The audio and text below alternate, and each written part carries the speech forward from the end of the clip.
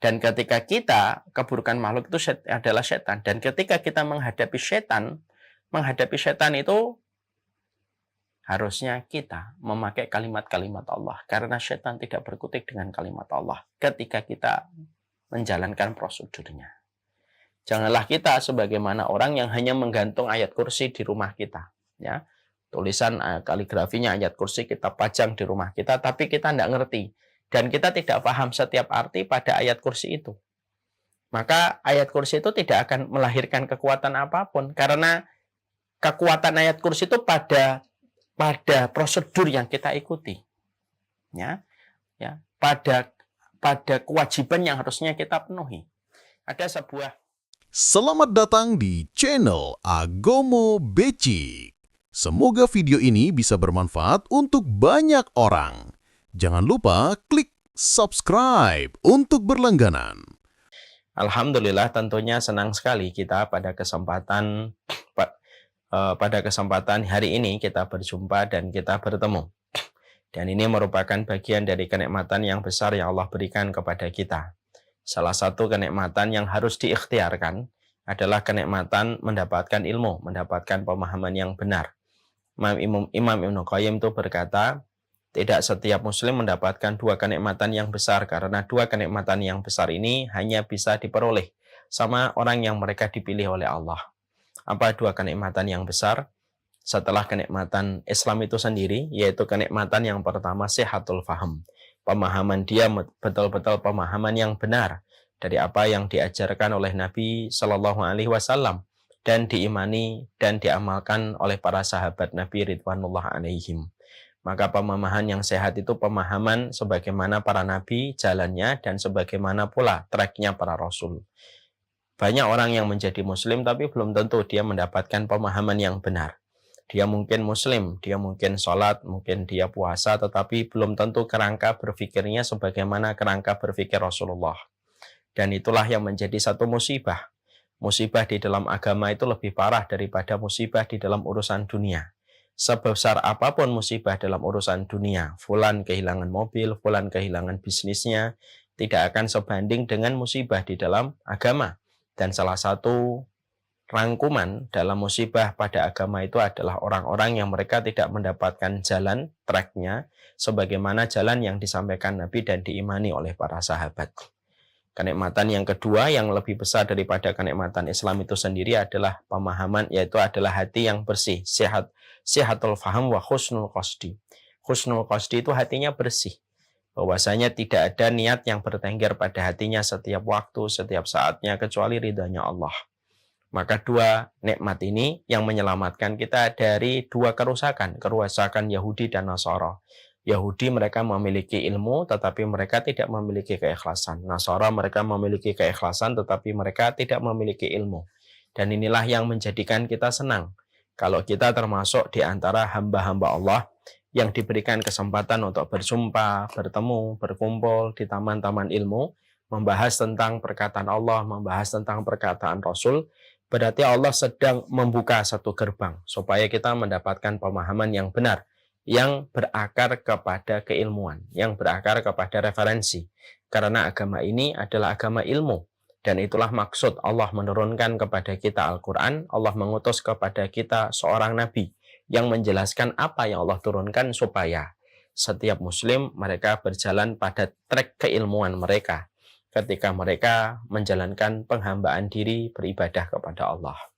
Semoga Allah selalu memberikan kenikmatan besar ini. Siapapun yang telah mendapatkan kenikmatan sehatul faham, pemahamannya sehat, dan dia mendapatkan pemahaman husnul qasdi, mendapatkan kenikmatan husnul qasdi, hatinya bersih, maka sesungguhnya dia telah sempurna di dalam kehidupan keimanan dia.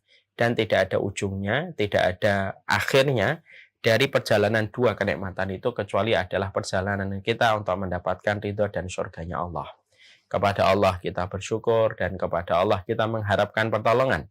Semoga kita senantiasa mendapatkan keilmuan yang benar dan mendapatkan hati yang senantiasa ikhlas di dalam bertutur kata, di dalam berbuat, di dalam bertindak, di dalam bermuamalah, di dalam bermasyarakat dan bernegara. Kepada Allah kita mengharapkan pertolongan untuk senantiasa bersyukur kepadanya. Seluruh jamaah para santri dan para santriwati yang semoga Allah rahmati. Tentunya kita paham bahwasanya Allah itu mensifati surga dengan kata tinggi. Fi jannatin aliyah. Berada di surga yang tinggi.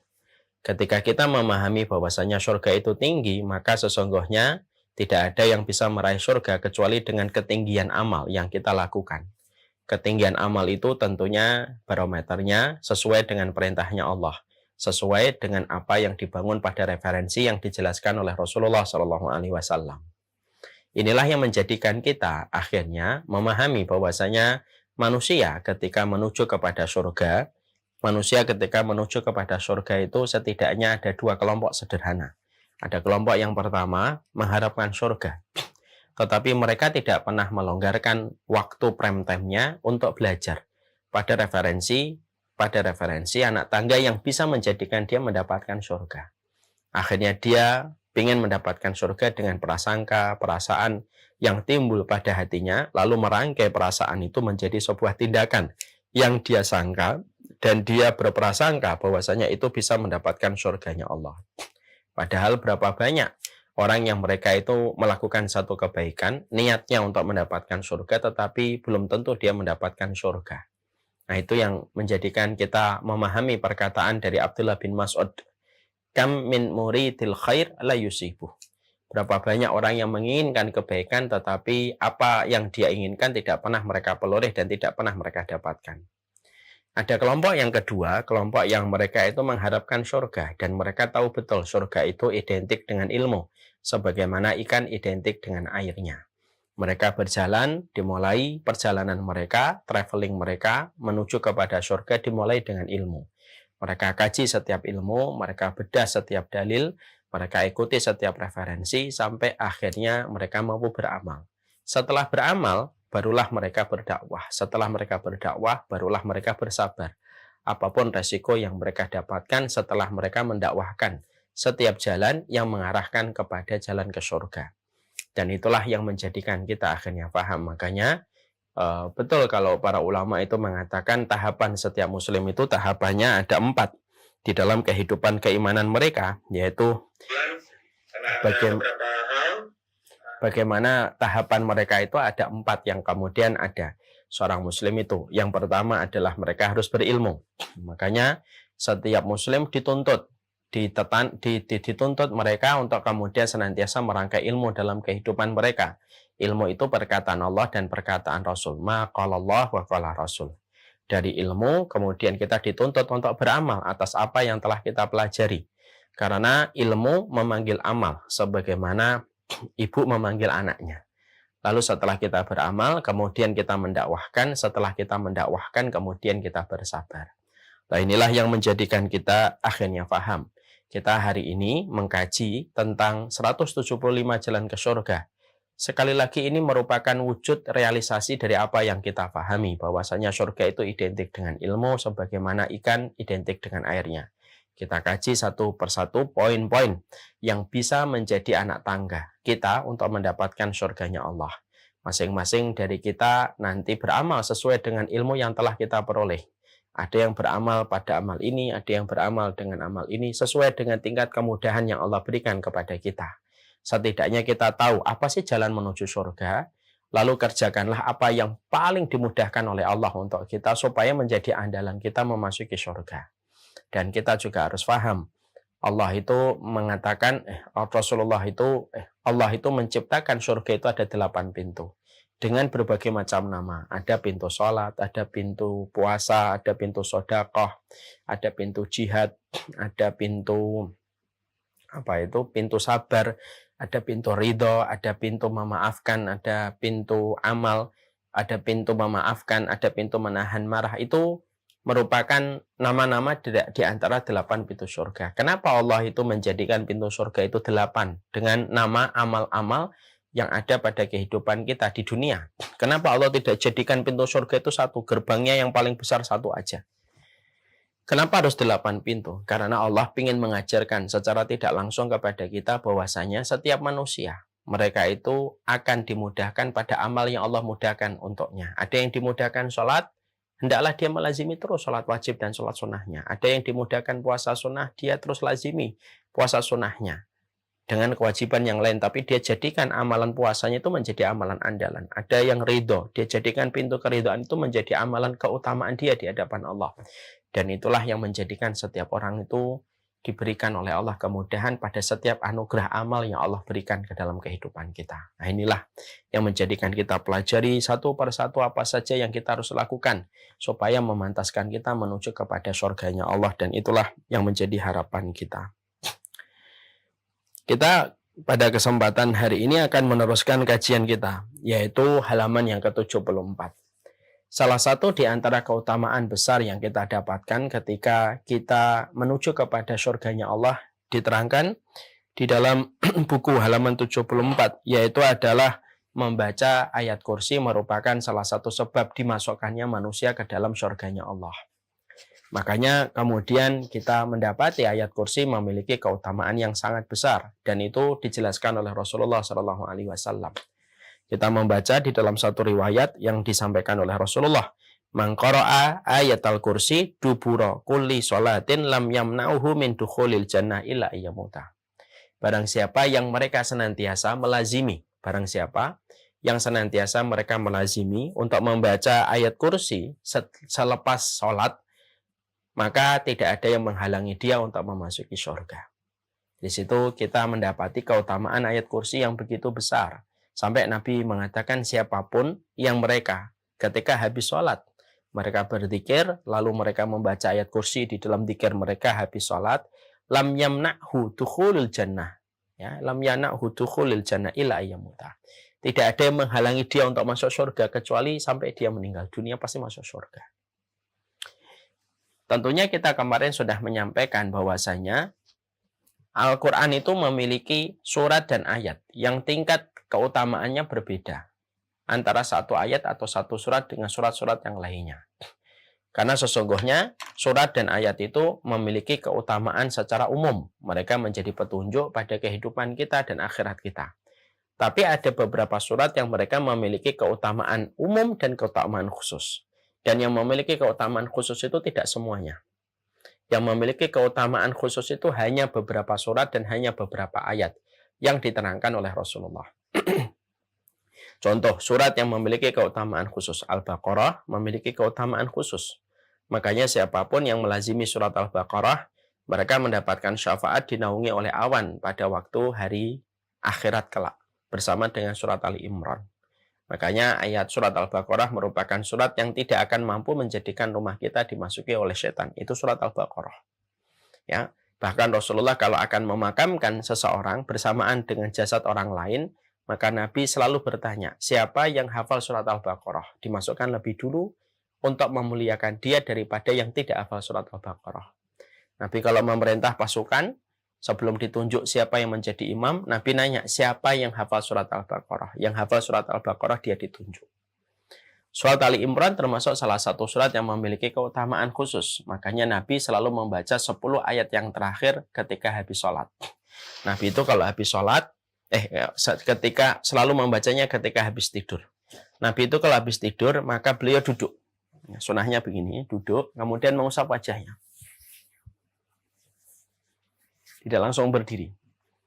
Terus kemudian melihat langit ke atas, kemudian membaca 10 ayat yang terakhir pada surat Ali Imran dimulai dari inna fi ikhtilafil laili wan nahar. Ya. Lalu kemudian setelah membaca itu baru beliau berdiri berwudu. Dan itu merupakan salah satu keutamaan surat di dalam Al-Quran. Al-Baqarah, Ali Imran. Lompat kepada surat Al-Kahfi. 10 ayat yang pertama dan seluruh ayatnya ketika dibaca setiap hari Jumat. Kemudian lompat kepada surat Al-Mulk. Surat Al-Mulk itu mampu menjaga kita dari adab kubur ketika kita melazimi setiap malamnya. Tabarakalladzi biyadihil mulku wa huwa ala kulli syai'in qadir. Alladzi khalaqal mauta wal hayata liyabluwakum ayyukum ahsanu amala wa huwal azizul ghafur. 30 ayat. Kemudian langsung lompat kepada surat Al-Ikhlas, kemudian surat Al-Falaq, An-Nas. Maka surat-surat yang tadi saya sebutkan ini memiliki dua keutamaan. Keutamaan umum dan keutamaan khusus. Keutamaan umum menjadi petunjuk. Keutamaan umum setiap ayatnya bernilai pahala yang besar. Setiap hurufnya. Tetapi juga memiliki keutamaan khusus yang mereka diistimewakan oleh Allah. Makanya boleh nggak kita mengutamakan surat-surat tertentu Ustaz dibandingkan surat-surat yang lainnya? Boleh. Dalilnya apa? Pada salah satu ayat di dalam surat Al-Baqarah, "Ma nansakh min ayatin aw nunsiha na'ti bi khairin minha aw misliha." Tidaklah kami hapuskan satu ayat, kata Allah, ya, lalu kemudian kami gantikan dengan ayat yang sepadan atau ayat yang lebih baik. Berarti ayat ada yang lebih baik, ada surat yang lebih baik daripada surat yang lainnya. Tapi ketika mengutamakan bukan berarti merendahkan surat dan ayat yang lainnya. Semuanya tetap agung karena semuanya itu kalamullah. Cuma ada beberapa surat yang lebih mendapatkan keistimewaan dari sisi Allah. Di antara ayat yang kemudian memiliki keutamaan besar itu kan ada ayat di dalam surat Al-Baqarah. Surat Al-Baqarah ini memiliki keutamaan yang besar. Dan saya berulang-ulang menyampaikan kepada antum sebuah riwayat datang dari Nabi Shallallahu Alaihi Wasallam, yaitu adalah man akhada al-Baqarah, man akhada surat Al-Baqarah, barang siapa yang dia mengambil surat Al-Baqarah maka dia telah beruntung. Faman tarokaha, maka kemudian barang siapa yang kemudian dia meninggalkan surat Al-Baqarah maka dia adalah mendapatkan kerugian. Karena keutamaan yang besar yang dimiliki oleh surat Al-Baqarah. Makanya surat Al-Baqarah itu dapat dibilang surat yang tidak boleh kita skip. Kecuali kita harus perhatikan betul surat Al-Baqarah. Dari semua ayat-ayatnya, tadabbur ayatnya, dan tafsir-tafsirnya. Dan itu merupakan surat yang memiliki keutamaan yang sangat-sangat besar. Sampai Rasulullah pun mengistimewakan surat Al-Baqarah. Kita tentunya diperintahkan sebagai seorang muslim, kita membaca surat Al-Baqarah tiap waktu di dalam rumah kita. Tapi kalaupun kita tidak mampu membaca surat Al-Baqarah secara keseluruhan, kata Abdullah bin Mas'ud, diterangkan di dalam kitab tafsir Imam Ibnu Katsir, maka sesungguhnya cukup dengan kita 10, membaca 10 ayatnya. Yaitu adalah 4 ayat yang pertama, Alif Lam Mim Dzalikal Kitabul La Raiba Fihi Hudal lil Muttaqin alladzina yu'minuna bil ghaib, kemudian seterusnya, kemudian ayat kursi, kemudian 2 ayat setelah ayat kursi, dan 3 ayat yang terakhir. Maka kata Abdullah bin Mas'ud, kalau kamu pada hari ini tidak bisa membaca surat Al-Baqarah secara keseluruhan untuk menjaga rumahmu dari pengaruh setan dan pengaruh mara bahaya, kamu tidak mampu membaca seluruh dalam surat Al-Baqarah, maka bacalah 10 ayat. 10 ayat ini mewakili surat Al-Baqarah untuk melindungi kita dan rumah kita dari berbagai macam gangguan pada hari itu, satu hari. Yang menarik adalah, kata Abdullah bin Mas'ud, 10 ayat itu apa? 4 ayat pertama ayat kursi. 2 ayat setelah ayat kursi, la ikraha fiddin, dan kemudian 3 ayat yang terakhir dalam surat Al-Baqarah. Maka di antara 10 ayat ini, kata Abdullah bin Mas'ud, mana yang paling utama? Ayat kursi. Ayat kursi. Karena memang betul-betul ayat kursi itu luar biasa. Memiliki keutamaan yang besar. Tidak ada ayat yang paling Allah cintai kecuali adalah ayat kursi. Makanya, lam yamna'hu dukhulul jannah illa ayyamuta. Makanya sampai Nabi mengatakan, man qara'a ayatal kursi dubura kulla sholatin lam yamna'hu dukhulul jannah illa ayyamuta. Makanya saking Rasulullah itu tahu bagaimana posisi dan kedudukan ayat kursi yang sedemikian besarnya, maka sampai Nabi mengatakan siapapun yang melazimi ayat kursi setelah sehabis sholat, tidak ada yang menghalangi dia untuk masuk surga kecuali sampai dia meninggal dunia pasti masuk surga. Nah, ini menjadikan kita di antara 10 ayat ini, maka diperhatikan ayat kursi. Karena yang paling agung dalam surat Al-Baqarah itu ayat kursi. Yang menjadikan surat Al-Baqarah itu betul-betul besar, betul-betul mulia, ayat kursi itu adalah ayat kursinya. Makanya kemudian inilah yang menjadikan kita harus memahami. Kita diberikan sebuah janji yang demikian dahsyatnya, seakan-akan ini angin surga. Memang betul angin surga, yaitu adalah ketika kita melazimi ayat kursi. Makanya kemudian ayat kursi ini pun diakui oleh setan. Sampai setan pun mengakui keutamaan yang dimiliki oleh ayat kursi. Ya.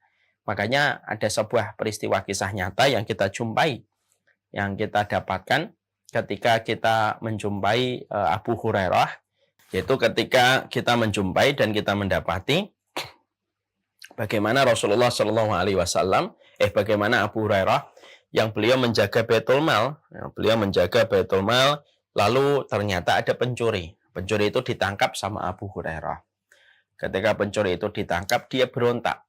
Nah, dia ingin untuk melepaskan dirinya dari tangkapan Abu Hurairah, tapi tentunya Abu Hurairah tidak melepaskan pencuri yang nekat mencuri Baitul Mal kaum muslimin. Ketika dia menyadari dia tidak bisa lepas dari tangkapan Abu Hurairah, maka pencuri ini berkata kepada Abu Hurairah, lepaskan saya dengan satu kompensasi. Saya akan ajarkan kamu ilmu. Yang mana ilmu ini dengan kompensasi kamu lepaskan saya. Abu Hurairah ini sangat gandrung sama ilmu, senang sama ilmu. Makanya Abu Hurairah kemudian menerima tawarannya. Oke, apa ilmu yang kamu ajarkan? Tidaklah kamu ketika malam beranjak untuk tidur, lalu kamu membaca ayat kursi, kecuali tidak ada yang mampu memberikan kemudaratan kepada dirimu pada malam itu. Setan tidak berkutik. Setan patah itu panah-panahnya kalau kamu sudah membaca ayat kursi.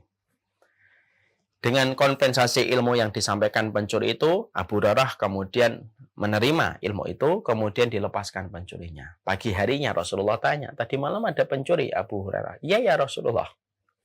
Betul ada pencuri ya Rasulullah. Apa yang dikatakan pencuri itu? Pencuri itu mengatakan kalau kita mau tidur, membaca ayat kursi, maka tidak ada yang mengganggunya dari para setan kepada orang itu selama malam itu dia membaca ayat kursi. Lalu kemudian Rasulullah SAW menjawab, memberikan sebuah sabda sebagai respon kepada Abu Hurairah. Shadaqaka wa huwa kadzub wa dzaka syaitan. Sesungguhnya apa yang dia sampaikan, wahai Abu Hurairah, benar. Dia benar, shadaqaka wa huwa kadzub. Padahal dia makhluk mendusta. Kadzub itu sebuah mubalaghah, artinya hiperbola, artinya betul-betul pendusta dia itu. Dan itu adalah setan. Nah, artinya dari hadis ini kita menjumpai bahwasanya setan pun sepakat keutamaan yang dimiliki surat ayat kursi ini demikian besarnya. Sampai setan ini pun membeberkan rahasia ini kepada Abu Hurairah. Dan apa yang dia bocorkan pada rahasia ini ternyata dibenarkan oleh Rasulullah. Nabi tidak mengatakan dia salah, dia bohong, dia dusta. Tapi Nabi malah mengatakan shadaqaka. Benar yang diucapkan itu benar adanya. Memang pada dasarnya setan itu tidak mampu mengganggu orang yang mereka itu membaca ayat kursi. Dan inilah ayat kursi. Kalaulah para dukun, mereka memiliki mantra, rapel yang mereka ingat. Kalaulah tukang sihir, mereka memiliki abrakadabra yang mewujudkan apa yang mereka lakukan ketika kita melihat di televisi dengan konten-konten yang bohong. Maka orang mukmin itu mantranya itu ayat kursi. Dan itu memberikan kekuatan yang besar. Dan itu betul-betul menjadi sebuah kekuatan senjata yang Allah berikan kepada kita. Setelah kita mengetahui keutamaan dan kekuatan yang dimiliki oleh ayat kursi, di mana ini merupakan salah satu ayat yang mendorong kita menuju kepada surganya Allah, maka senjata itu tentunya butuh syarat dan prosedur supaya bisa menggunakan senjata ini betul-betul benar adanya. Karena kalau kita mendapati senjata, misalkan pisau, tetapi kita tidak tahu bagaimana melepaskan segelnya, maka pisau tetap akan menjadi sesuatu yang tidak bisa dipergunakan. Ada orang beli pedang. Kemudian dia tidak tahu membuka segelnya pedang tersebut atau pisau tersebut. Apa yang bisa dilakukan pada pedang itu? Tidak bisa ngapa-ngapain, segelnya nggak bisa dibuka kok. Ternyata ada aturan-aturan detail yang dibuat oleh perusahaan yang membuat pisau atau pedang itu. Harus begini, harus diletakkan begini, posisinya harus begini. Baru pedang itu akan lepas segelnya. Ternyata orang yang mendapatkan pedang, ilustrasinya, dia tidak memperhatikan prosedur ketika membuka segel pedang. Akhirnya pedang nggak bisa diapa-apain, kecuali hanya perhiasan. Ya sudah digantung aja, tapi nggak bisa dipakai apa-apa. Bahkan memotong buah pun tidak bisa. Karena tidak dibuka segelnya. Dan akhirnya senjata tidak bisa digunakan sebelum dibuka segelnya. Karena itu prosedur. Sama, orang yang berinteraksi dengan ayat kursi itu pada dasarnya ada dua. Ada yang mereka tidak mengetahui prosedurnya, tidak membuka segelnya, tidak mengetahui apa yang harus dilakukan untuk menjadikan senjata ini betul-betul menjadi kekuatan. Ada yang betul-betul membaca prosedurnya, memahaminya, lalu kemudian mentadaburinya, sampai akhirnya ayat kursi betul-betul menjadi sebuah kekuatan dalam kehidupan mereka sebagai hamba yang beriman. Ini betul-betul ayat besar. Ini ayat-ayat yang betul-betul di dalamnya itu kekuatan. Dan ketika kita mengalahkan setan, kita sudah diberikan oleh Allah mantra dalam tanda kutip, ayat yang bisa mengalahkan makhluk terburuk yang Allah ciptakan. Dan salah satunya makhluk buruk yang Allah ciptakan itu kan syaitan. Ya kan? Memang ada makhluk-makhluk yang menjadi ujian bagi orang yang beriman. Makanya kan kita mentadaburi doa, a'udzu bi kalimatillahi tammah min syarri ma khalaq. Aku berlindung dengan kalimat Allah yang sempurna dari segala keburukan makhluk. Dan ketika kita, keburukan makhluk itu adalah setan. Dan ketika kita menghadapi setan itu harusnya kita memakai kalimat-kalimat Allah. Karena setan tidak berkutik dengan kalimat Allah ketika kita menjalankan prosedurnya. Janganlah kita sebagaimana orang yang hanya menggantung ayat kursi di rumah kita. Ya, tulisan kaligrafinya ayat kursi kita pajang di rumah kita, tapi kita tidak ngerti. Dan kita tidak paham setiap arti pada ayat kursi itu. Maka ayat kursi itu tidak akan melahirkan kekuatan apapun. Karena kekuatan ayat kursi itu pada prosedur yang kita ikuti. Ya, pada kewajiban yang harusnya kita penuhi. Ada sebuah kata-kata hikmah. Al-Madinatu la tuqaddisu ahlaha. Kota itu tidak mensucikan penduduknya. Artinya kalau ada kota dijanjikan banyak keutamaan, itu tidak secara otomatis menjanjikan setiap penduduknya itu akan mendapatkan keutamaan sebagaimana keutamaan kota itu. Contoh, orang yang tinggal di Mekah dan Madinah itu tinggal di satu kawasan yang betul-betul memiliki keutamaan yang besar. Karena apa? Tinggal di kota Mekah dan Madinah itu keutamaannya gede sekali. Ya, karena kesucian yang dimiliki oleh kota Mekah dan Madinah. Tapi orang yang menjadi penduduk Mekah dan Madinah itu tidak secara otomatis dia menjadi orang yang memiliki keutamaan. Tergantung bagaimana dia bermuamalah dan bagaimana dia beraktivitas di dalam Mekah dan Madinah. Karena apa? Tidak sedikit kita nafikan ketika orang tinggal di Mekah, Madinah tidak pernah ke masjid. Panggilan adzan ngobrol di restoran. Dia tidak pernah butuh ke Masjidil Haram. Dia nggak pernah berlari-lari menuju ke Masjidil Haram. Kenapa? Al-Madinatu la tuqaddisu ahlaha. Keutamaan kota, kesucian kota, kesucian wilayah itu tidak mensucikan langsung otomatis penduduknya. Sama, ayat kursi itu kekuatannya besar. Sampai setan pun tidak berkutik melawan ayat kursi. Tetapi ayat kursi tidak langsung menjadikan orang yang membacanya itu langsung mendapatkan kekuatan itu. Sampai dia betul-betul mengamalkan dan sampai dia betul-betul mentadaburi dan memahami setiap kata yang ada di dalam ayat kursi dan dia memahami setiap kata yang ada di dalam ayat tersebut. Makanya inilah yang kemudian menjadikan kita pada part yang kedua, poin yang ke-25, kita kemudian membahasnya. Kita membahas apa sih kemudian tadabbur kita pada ayat kursi supaya kemudian kita memahami bagaimana ayat ini, bagaimana kandungan di dalam ayat ini, bagaimana tadabburnya, dan bagaimana merealisasikan kehidupan kita setiap tapak-tapaknya dan jalan-jalannya itu sebagaimana yang ada pada ayat kursi yang kita tahu, kita paham, kita imani bahwasanya ayat kursi itu memiliki keutamaan yang besar di sisi Allah. Maka kemudian kita mulai dengan sebuah ayat ya.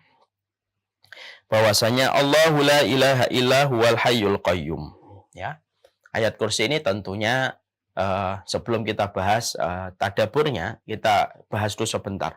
Kapan saja kita mengucapkan ayat kursi? Ini penting.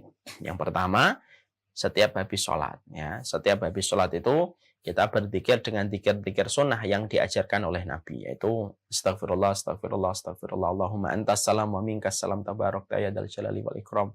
La ilaha illallah wahdahu la syarika lahu mulku wa lahul hamdu yuhyi wa yumiitu wa ala kulli syai'in qadir. Allahumma la mani'a lima a'taita wa la mu'tiya lima mana'ta wa la yanfa'u dzal jaddi minkal jadd. Terus setelah itu kemudian subhanallah 33, walhamdulillah, Allahu akbar wa la ilaha illallah 100 kali.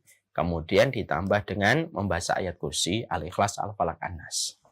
Setiap habis sholat. Sekali lagi, man qara'a ayatul kursi dubura kulla sholatin lam yamna'hu dukhulul jannah illa ayyamuta. Tidak ada yang bisa menghalangi dia dari surga kecuali kematian.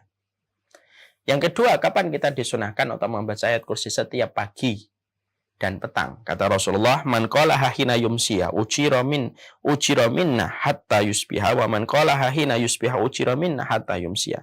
Siapapun yang membacanya di waktu pagi, dia dilindungi dari kami sampai kemudian pagi, dan siapapun yang membacanya di waktu pagi, dia dilindungi sampai pagi. Minna itu dari setan.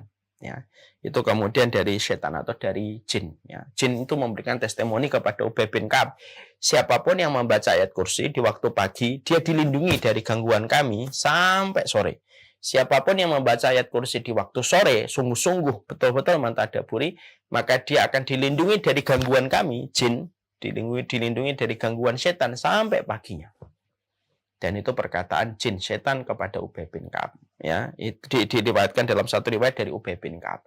Itu menunjukkan bahwasanya setiap pagi dan setiap sore kemudian kita disunahkan untuk membaca ayat kursi. Yang ketiga, disunahkan membaca ayat kursi ketika sebelum tidur. Kemudian kita disunahkan membaca ayat kursi ketika kita sedang meruqyah diri kita. Yang terbaik di dalam meruqyah itu meruqyah diri sendiri.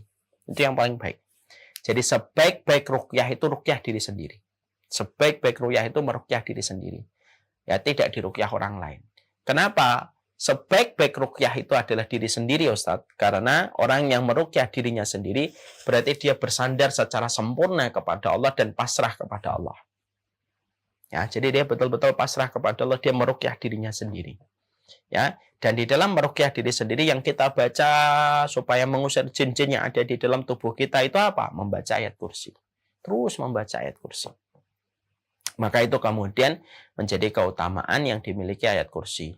Ketika kita menghadapi gangguan setan, bacalah ayat kursi. Ada tempat-tempat yang mengkhawatirkan, lalu tiba-tiba ada gangguan-gangguan yang diperlihatkan jin, setan ketika kita melewati tempat itu, maka kita membaca a'udzu bikalimatillahi tammah min syarri ma khalaq.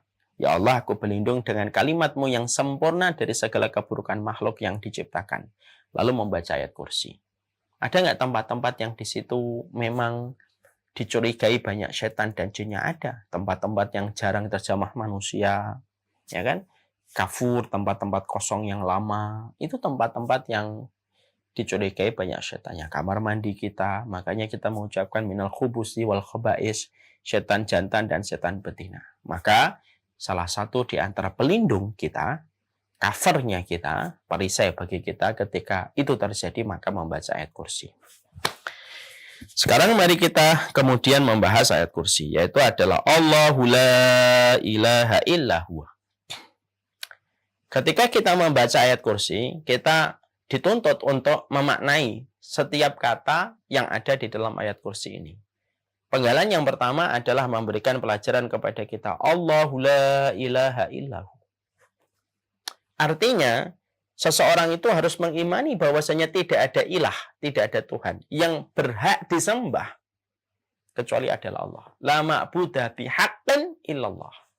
Bahwasanya ketika dia mengucapkan la ilaha illallah, berarti dia harus nafikan semua peribadatan yang ada dalam kehidupan manusia. Dia nafikan semua itu. Dia cara berikan hidupnya dari semua peribadatan itu. Lalu dia berikan hanya kepada Allah yang wajib dan berhak untuk disembah. Karena yang berhak disembah itu Allah. Yang disembah di atas muka bumi ini banyak. Tapi yang berhak disembah itu hanyalah Allah. Dan ini merupakan bagian dari kekuatan akidah. Dari kekuatan akidah. Jadi betul-betul kita Allahu la ilaha illahu. Allahu la ilaha illahu. Berarti kita nafikan apapun. Makhluk kita nafikan. Semua apapun kita nafikan. Kemudian sandaran kita hanya kepada Allah. Yang menjadi sandaran dalam kehidupan kita hanyalah Allah. Yang kita sembah. Yang kita berdoa. Yang kita cintai. Yang kita taati. Yang kita niatkan. Setiap apapun yang kita lakukan dalam kehidupan itu hanyalah Allah. Bukan dunia. Bukan sembahan-sembahan yang ada pada kerumunan hidup manusia. Ada yang menyembah fulan, ada yang menyembah apa, yang ada yang menyembah ini. Lalu kemudian kita hanya menyembah kepada Allah semata. Maka ini kemudian merupakan bagian dari sebuah ayat yang meletakkan fondasi pertama kali itu tentang tauhid. Ini yang disebut dengan tauhid uluhiyah. Meletakkan betul-betul ibadah itu hanya kepada Allah semata. Setiap orang bisa beriman kepada Allah, tapi belum tentu setiap orang itu memurnikan iman mereka hanya kepada Allah. Saya ulang kembali. Setiap orang bisa beriman kepada Allah, tapi belum tentu setiap orang yang beriman memurnikan iman mereka kepada Allah. Kecuali orang-orang yang mereka itu betul-betul memurnikan ibadah mereka dan hidup mereka hanya kepada Allah. Orang yang kenal Allah, belum tentu mereka memurnikan ibadah itu hanya kepada Allah. Mari kita ambil sebuah kisah. Orang-orang jahiliyah yang diperangi oleh Rasulullah, diperangi pula oleh Allah. Apakah mereka tidak mengenal Allah? Salah. Mereka mengenal Allah. Makanya anak-anak mereka banyak dinamakan dengan kata Abdullah. Contoh nih, nama asli Abu Bakar itu siapa? Abdullah bin Utsman bin Murrah. Kata-katanya Abdullah. Bapaknya Abu Bakar itu namanya Abu Quhafah.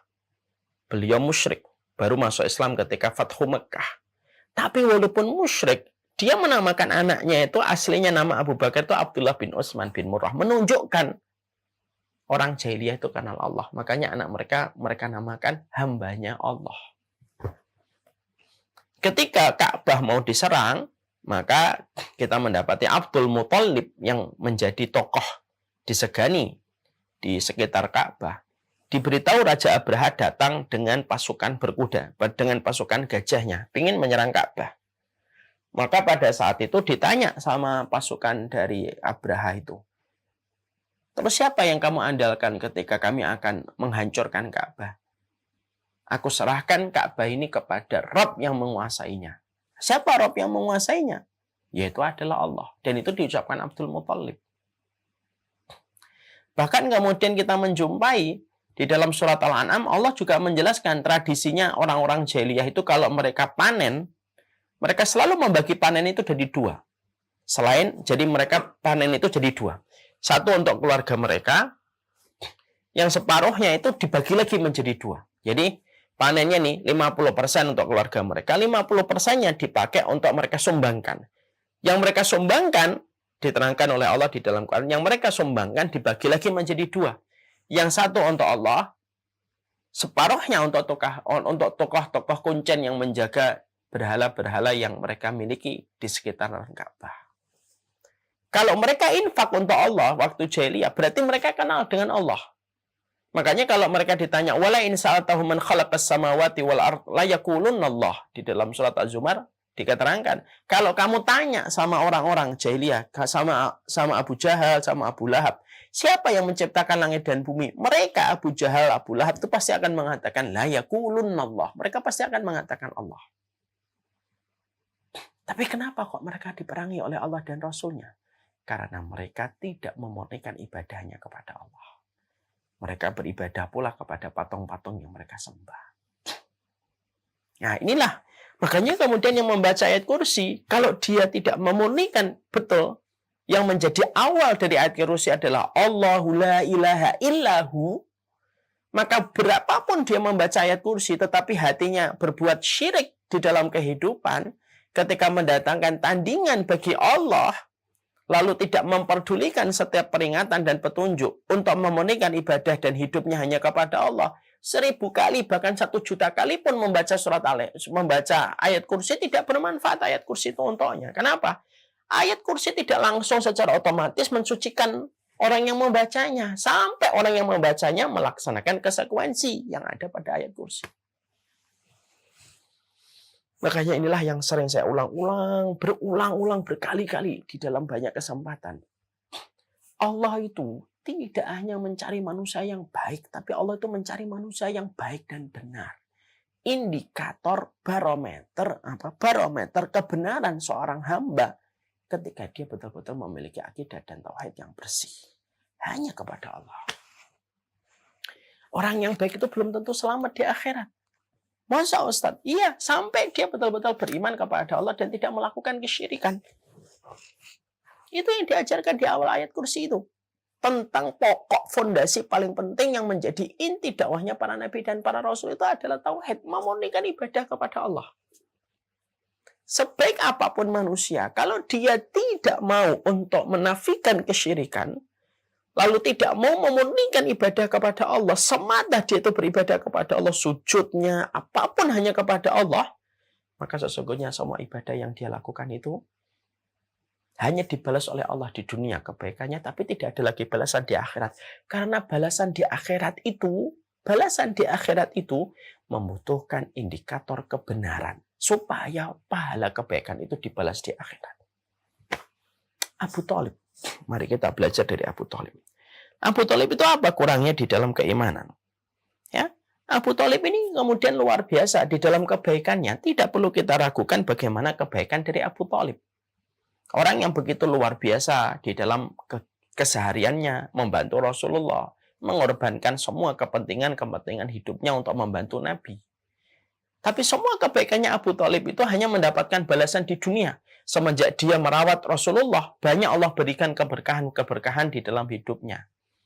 Tapi tidak ada balasan untuk Abu Thalib di akhirat. Kenapa tidak mendapatkan balasan di akhirat? Karena balasan di akhirat itu bukan berbasic dengan kebaikan, tapi basicnya itu harus kebenaran. Dan basic kebenaran itu barometernya adalah kepada kemurnian tauhid, memurnikan ibadah kepada Allah. Makanya Rasulullah kan mengatakan, kulli kalimatan uhaju bika indallah. Wahai pamanku, tolonglah ucapkan satu kalimat yang aku bisa jadikan hujah di hadapan Allah kalau kalimat ini engkau ucapkan. Maka saat itu yang kita jumpai, Abu Jahal juga menemani Abu Thalib pada proses sakitnya yang berat. Atarghabu an millati abaina, apakah kamu akan tinggalkan urusan dari tradisi nenek moyang kita? Wahai Abu Thalib, kalimat itulah yang dipilih Abu Thalib. Semua kebaikan Abu Thalib tidak berbekas di akhirat. Hanya menjadi kenangan semata. Tapi tidak dibalas oleh Allah. Kenapa? Karena balasan itu hanya diberikan di akhirat bagi yang benar. Dan indikator dan barometer kebenaran terletak pada kebersihan akidah dan kemurnian tauhid. Ada lagi yang kayak Abu Thalib. Sudah sering saya sampaikan dalam banyak kesempatan. Abdullah bin Jud'an. Orangnya baik. Abdullah bin Jud'an itu orang yang baik. Hampir mirip dengan kisahnya Abu Thalib. Diterangkan, yukrid baif, yafukul ani, yasilur rahim. Ya. Aisyah itu ngobrol dengan Nabi. Aisyah itu bertanya sama Nabi, ya Rasulullah, sesungguhnya Abdullah bin Jud'an telah wafat. Tapi kan kita tahu kebaikannya Abdullah bin Jud'an. Yukrid baif. Dia memuliakan tamu. Tidak usah kita tanya itu bagaimana seorang Abdullah bin Jud'an ketika memuliakan tamu. Bahkan dia punya piring besar khusus untuk memuliakan tamu. Yasilur rahim, menyambung tali silaturahmi. Yafukul ani, membantu orang yang membutuhkan bantuan, dia berikan bantuan itu. Tapi dia tidak beriman ya Rasulullah sampai kemudian wafatnya. Maka Rasulullah mengatakan, maka dia di neraka, kebaikannya dia dibalas di dunia. Tetapi tidak akan mendapatkan balasan di akhirat. Karena balasan di akhirat itu sangat tergantung kepada proses kebenaran manusia itu di hadapan Allah. Dan sekali lagi saya nggak bosan mengatakan, barometer kebenaran manusia di hadapan Allah terletak bagaimana akidahnya dan tauhidnya ketika dia memurnikan ibadah kepada Allah. Dan inti dakwah para nabi dan para rasul itu terletak bagaimana memurnikan ibadah kepada Allah. Makanya inilah yang menjadikan kita akhirnya mencoba untuk memahami. Inilah pentingnya tauhid. Inilah pentingnya akidah. Ya. Kenapa akidah dan tauhid sedemikian pentingnya, Ustaz? Ya karena ini merupakan bagian dari syarat yang Allah tetapkan dalam kehidupan manusia. Sebesar apapun dosamu, selama kamu tetap bertauhid, tidak pernah berbuat syirik, sebesar apapun dosamu, walaupun tinggi, menyentuh pintu langit sekalipun karena saking bertumpuk-tumpuk dosa dan kemaksiatanmu, tapi selama kamu memiliki la ilaha illallah, maka la ilaha illallah itu akan menjadi bitokoh. Dia akan menjadi kartu di mana kartu ini akan menyelamatkan manusia di hadapan Allah. Dan bitokoh la ilaha illallah itu kalau diletakkan di satu sisi timbangan, maka seluruh dunia dan seisinya itu masih kalah berat dengan bitokoh la ilaha illallah. Karena kalimat la ilaha illallah itu kalimat yang besar. Itu kalimat yang disebut di dalam hadis Nabi dengan bitaqah la ilaha illallah. Kartu la ilaha illallah. Itu lebih besar daripada dunia dan seisinya. Itu kalau bitaqah la ilaha illallah diletakkan, itu lebih besar daripada dunia dan seisinya. Makanya, jangan sampai kemudian kita meremehkan kalimat itu. Itu kalimat gede. Kalimat yang bisa menjadi sebuah jalan keselamatan. Kalimat yang kita hidup di dalam kehidupan ini. Dan kalimat yang kita harus mati dengan kalimat itu. Dalam kehidupan kita menghadap kepada Allah itu kalimat la ilaha illallah. Kalimat yang tidak boleh tercampur dengan kesyirikan. Tidak boleh tercampur dengan perkara-perkara yang merusak itu kalimat la ilaha illallah. Dan itu yang disebutkan di penggalan pertama ketika kita membaca ayat kursi. Allahu la ilaha illahu. Itu kalimat yang pertama. Padahal kita tahu ya, banyak orang yang membaca kalimat itu, tetapi dia pergi ke dukun, walaupun dia di rumah membaca ayat kursi. Dia meyakini tentang roh ini, tentang roh itu. Walaupun dia membaca ayat kursi, dia kemudian memberikan ini, memberikan kemudian tempat-tempat kesyirikan. Walaupun dia membaca ayat kursi tidak mensucikan para pembacanya sampai para pembacanya yang mensucikan dirinya dengan memenuhi setiap prosedur yang ada pada kalimat itu. Ya. Inilah pentingnya kita diajari pertama kali tentang ayat kursi itu penggalan pertama. Faedah pertama itu melandasi tentang sebuah kalimat tauhid. Dan ini perkara besar. Ini perkara gede. Makanya kita masih ingat nggak di awal-awal dulu ketika pembahasan di sini halaman keberapa itu. Maka kemudian kita mendapati di awal-awal ini di halaman 42. Masih kalau ada ini dibuka nanti di buku. Di halaman 42 kita pernah membahas tentang satu hadis yang disampaikan oleh Rasulullah. Ada orang masuk neraka gara-gara lalat, ada orang masuk surga gara-gara lalat. Masih ingat dulu? Awal-awal dulu saya menyampaikan dulu masih offline 2 tahun sebelum pandemi. Saya menyampaikan ada dua orang yang akan memasuki sebuah kampung. Lalu kampung itu membuat syarat siapapun yang melewati kampung mereka harus berkorban untuk Tuhan yang mereka sembah. Dengan apapun. Tidak boleh memasuki kampung itu kecuali harus berkorban untuk Tuhan yang mereka sembah. Datanglah orang yang pertama. Datang orang yang pertama akan memasuki kampung itu. Ditahan di perbatasan kampung. Dikatakan kepadanya, kamu nggak bisa masuk ke kampung kami kecuali kamu harus korban. Lalu kemudian dia berkata, saya tidak punya sesuatu untuk dipakai berkorban. Saya orang miskin. Maka para penjaga di perbatasan kampung itu berkata, itbah walau bidubabin. Sudahlah kamu korban walaupun dengan lalat sekalipun. Akhirnya dia memandang, cuma lalat. Dia cari lalat, dia tepok, mati lalatnya. Dia mengatakan, saya berkorban untuk Tuhan berhala kalian. Supaya mendapatkan akses melewati kampung itu. Diberikan akses dong. Jalan dia. Di tengah perjalanan dia mati, kata Nabi, matinya masuk neraka. Disebabkan dia berkorban untuk selain Allah. Walaupun cuma seekor lalat. Lalu kemudian datanglah yang kedua. Orang kemudian solih akan melewati kampung itu. Ditahan.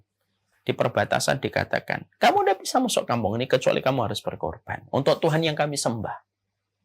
Dan itu selain Allah. Dia mengatakan, saya tidak bisa berkorban karena korban itu hanya kepada Allah. Perkataan ini menyinggung.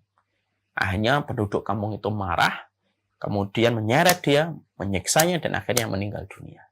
Lalu kata Rasulullah, gara-gara menolak berkorban untuk Tuhan berhala, walaupun hanya lalat, kematian dia menyebabkan dia langsung dimasukkan oleh Allah ke dalam surga. Inilah yang kita pelajari di awal-awal halaman 42. Pada poin yang kedua tentang pembahasan jalan ke surga. Poin yang kedua itu adalah pembahasan tentang pentingnya tentang tauhid. Dan ini diajarkan betul dalam kehidupan kita. Makanya kalau sudah berkaitan tentang syirik, iman, sudah tetapin itu. Baca dalilnya, baca maknanya, lazimi apa yang termaksud di dalam ayat itu ketika sudah berkaitan tentang tauhid dan akidah. Jangan pernah menggadekan, jangan pernah ngikutin apa yang rame, apa yang tren. Ikuti tauhidmu, ikuti petunjuk akidahmu. Dan itulah yang termaksud dari apa yang kamu sering baca setiap hari. Allahu la ilaha illahu. Betul-betul kita itu diajarkan di dalam ayat ini. Kesucianmu akan kamu dapatkan ketika membaca ayat kursi. Kekuatanmu akan kamu peroleh ketika kamu membaca ayat kursi. Ketika memang betul-betul tidak ada yang menjadi basic dan fondasi kehidupanmu kecuali kalimat la ilaha illallah. Kalimat yang harus sering kita ulang-ulang. Kalimat yang ditalkinkan ketika orang itu mau meninggal dunia itu la ilaha illallah. Itu kalimat Yang terakhir kalinya. Padahal Quran seluruhnya dari Al-Fatihah sampai kemudian An-Nas sedemikian banyaknya. Tapi ketika kita mentalkin, Rasulullah membuat intisarinya. Quran dari awal sampai akhir intisarinya. La ilaha illallah. Itu intisarinya. Itulah yang ditalkin kepada orang ketika akan meninggal dunia. Kalimat yang harusnya kita hidup untuk beribadah. Tidak ada yang berhak disembah kecuali Allah. Hidup yang kemudian matinya dipersembahkan untuk kalimat la ilaha illallah. Karena di balik setiap kalimat itu ada bitokoh la ilaha illallah yang menyelamatkan dalam pengadilan Allah. Di balik kalimat itu, pintu surga tidak bisa menahan orang yang mengucapkan kalimat itu. Walaupun mungkin dia menjadi penduduk neraka terlebih dahulu. Tapi kalimat itu kalau betul-betul diucapkan, walaupun dianya masih banyak berbuat dosa, tapi dia tidak pernah berbuat syirik, neraka selalu membuka diri pintunya kepada orang yang mengucapkan kalimat itu dan tidak pernah berbuat syirik. Kapanpun dia masuk ke dalam surga. Walaupun termasuk orang yang paling terakhir mendapatkan surga. Sebagaimana diceritakan dalam hadis. Selama kalimat la ilaha illallah itu menjadi bitokoh. Bitokoh itu kartu. Yang mana kalau kartu ini ditimbang, kata Rasulullah, kalau kalimat la ilaha illallah ini dijaga, lalu dia tidak pernah berbuat syirik. Walaupun mungkin masih banyak melakukan dosa, tapi dia tidak pernah mau bersentuhan dengan kesyirikan. Kalimat itu kalau ditimbang di dalam mizan, maka dunia dan seisinya masih kalah berat dengan kalimat la ilaha illallah. Dan itulah tafsirnya. Sekali lagi, al-Madinatu la tuqaddisu ahlaha. Madinah itu tidak mensucikan penghuninya. Kalimat atau ayat kursi tidak secara otomatis memberikan kesucian, tidak secara otomatis memberikan kamu kekuatan. Kecuali kita yang harus merespon dan siap dengan konsekuensi di balik setiap kata yang ada pada ayat kursi. Baru ayat kursi itu akan mengharamkan kita masuk neraka dan mewajibkan kita untuk menjadi penduduk surga. Man qara'a ayatal kursi dubura kulli salatin lam yamna'hu dukhul jannah illa yamuta. Tidak ada yang membaca ayat kursi setelah habis sholat itu. Dari surga itu tidak ada yang menahannya kecuali kematian yang akan menghantarkan dia menuju kepada surga. Kita baru membahas Allahu la ilaha illahu huwal hayyul qayyum. Apa artinya hayyun? Apa artinya qayyum? Apa konsekuensi dalam kehidupan iman kita ketika kita mengimani hayyul qayyum ya Allah? Ini akan kita sampaikan dalam pertemuan kita berikutnya. Wassallallahu ala nabiyina Muhammad. Semoga Allah merahmati kita, memberkahi setiap ilmunya kita. Semoga ayat kursi memberikan kesucian, kekuatan, ketakwaan kepada kita. Ingat, ayat kursi itu tidak secara otomatis memberikan kekuatan dan kesucian bagi para pembacanya. Sampai para pembaca ayat kursi, mereka melaksanakan konsekuensi terhadap ayat itu. Semua itu ada syaratnya. Bukankah gigi, bukankah kunci bergerigi? Kenapa setiap kunci dibuat bergerigi? Karena itu syarat untuk masuk kepada satu tempat.